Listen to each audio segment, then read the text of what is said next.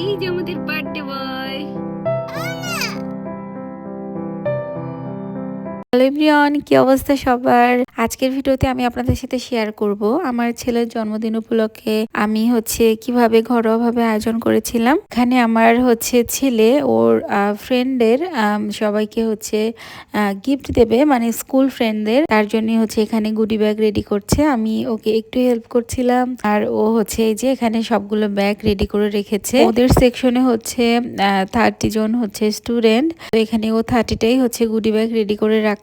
সকালে ও স্কুলে যাওয়ার সময় এগুলো নিয়ে ওর ফ্রেন্ডদের দিয়ে দিবে। তারপর এখানে আমি কিচেনে চলে এসেছি, কারণ আমার আজকে বেশ অনেকগুলো কাজ জমা হয়ে আছে। আসলে আমি পরদিন এখানে আমাদের যারা ফ্রেন্ড সার্কেল বা স্বামীর যারা ফ্রেন্ড আছে ওদের নিয়ে জাস্ট একটা গেট টুগেদারের মতো করতে চাচ্ছিলাম। ওয়েদার যেহেতু এখন ভালো, তো আমরা ঠিক করেছি বিকেল করে গার্ডেনে গিয়ে আর কি একসাথে একটু কেক টেক কাটা হবে, আর সবাই একসাথে ডিনার করব। তো সেটারই দেখেন এখানে প্রিপারেশন চলছে। আমি গত রাত থেকে একটু করে কাজ এগিয়ে রেখেছি, না হলে বাচ্চা কাচ্চা নিয়ে আসলে পসিবল না।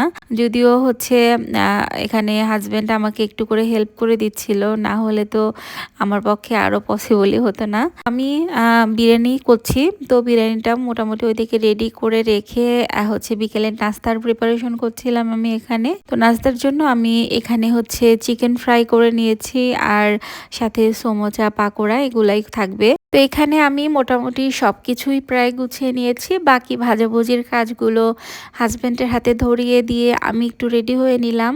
আর যেহেতু সবকিছু গুছিয়ে নিয়ে গার্ডেনে যাচ্ছি, বেশ একটা প্যারার মধ্যেই পড়তে হয়েছিল, কারণ একটা গুছাচ্ছি তো আরেকটা ভুলে যাচ্ছিলাম। এরকম করে করে আসলে যেতে চাচ্ছিলাম আরেকটু আগে, বাট অতটা আগে আর কি গার্ডেনে পৌঁছাতে পারিনি। যাই হোক, গার্ডেনে আসার পর এই তো সবাই একটু হাতে হাতে কিছু বেলুন ফুলাচ্ছিলাম এখানে। আর তারপর গিয়ে ফাইনালি সবাই এসে পৌঁছাতে পৌঁছাতে আসলে সন্ধ্যা হয়ে গেছে। সবকিছু মিলিয়ে এখন এই তো বাচ্চাদের নিয়ে একটু কেকটা কাটিং করা হবে।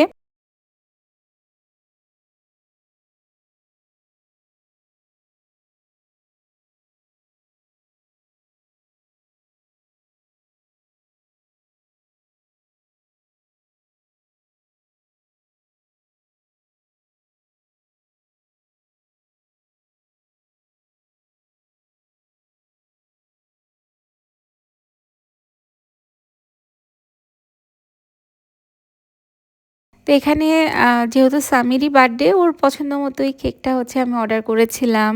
আর অ্যাজ ইউজুয়াল বাচ্চারা তো চকলেট ফ্লেভারই কেক পছন্দ করে। এখানে চকলেট ফ্লেভারই কেক নিয়েছি।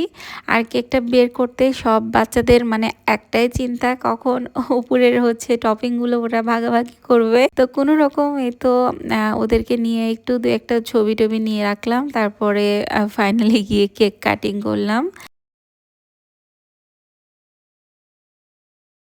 কেকটা আমরা প্রায় সময় এখানকার একটা পরিচিত বেকারি থেকেই নেই। ওদের কেকের টেস্টটা বেশ ভালো হয়। এটা সিজার্স বেকারি।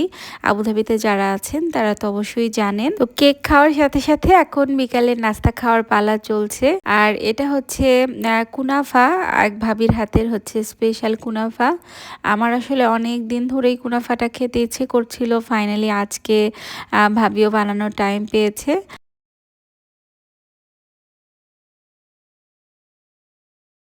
বিকেলে খাওয়া দাওয়ার পর আমি এরপর একটু বাসায় গিয়েছিলাম রাতের খাবারগুলো গরম করে আনার জন্য, কারণ আমরা যে গার্ডেনে বসেছি এখানে চুলা জ্বালানো অ্যালাউ না, কারণ এখানে বারবিকিউ এরিয়া নেই।